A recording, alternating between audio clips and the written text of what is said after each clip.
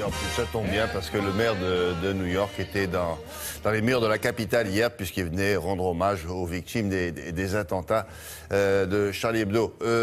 New York, un mot pour le rappeler que c'est la Nouvelle York. Oui, c'est la Nouvelle York. Pourquoi? Parce que ce sont les Britanniques qui s'y sont installés. Ça fait partie de ces Européens qui sont venus, parce qu'il y avait eu des Français, dont Verrazzano, un marin qui travaillait pour François Ier et qui a laissé son nom à un pont de New York, le pont de Verrazzano. Et puis, il y a des marins hollandais et des marins anglais.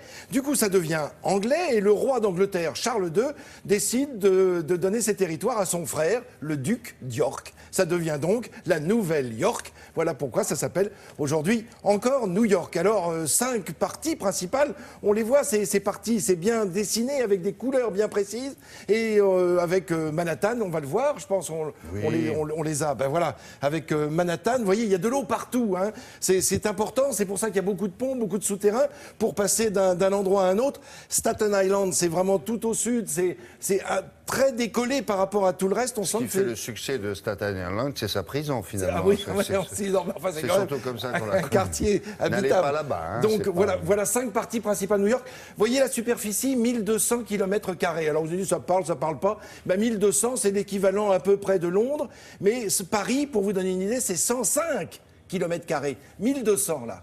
Vous voyez, ça fait une vraie différence. Paris, ça peut être un quartier. Ben voilà, exactement. Un des quartiers. Hein, ça fait presque 10%. Alors, on regarde des images, évidemment, on va naviguer autour de tout ça, mais je voulais commencer par un plan, une carte qui est vraiment très parlante, parce que voilà comment tout a commencé. Tout petit, tout au bout de Manhattan, c'est la presqu'île de Manhattan, c'est là où tout va commencer, avec l'installation des Indiens qui étaient là, qui ont vendu ce territoire pour une poignée de sous, presque rien, à des Hollandais qui vont y installer notamment un mur pour les séparer du reste du monde, pour les séparer notamment des envahisseurs anglais. Ce mur va être transformé en rue. C'est cette fameuse Wall Street, la rue du mur, qui existe encore aujourd'hui, cette rue, et qui se trouve à l'intérieur de Manhattan, dont on voit des images. Alors, le terrain, voilà pourquoi il y a autant d'immeubles si hauts, autant de gratte-ciel, de buildings, parce que le terrain s'y prête. La roche qui est là est extrêmement dur. Et quand les premiers arrivants européens ont commencé à construire, ils se sont aperçus qu'ils pouvaient construire non seulement sur du dur, mais en plus en hauteur, avec du poids dessus. Donc ça explique en partie pourquoi on va construire autant d'immeubles si hauts à Manhattan et aussi tout autour.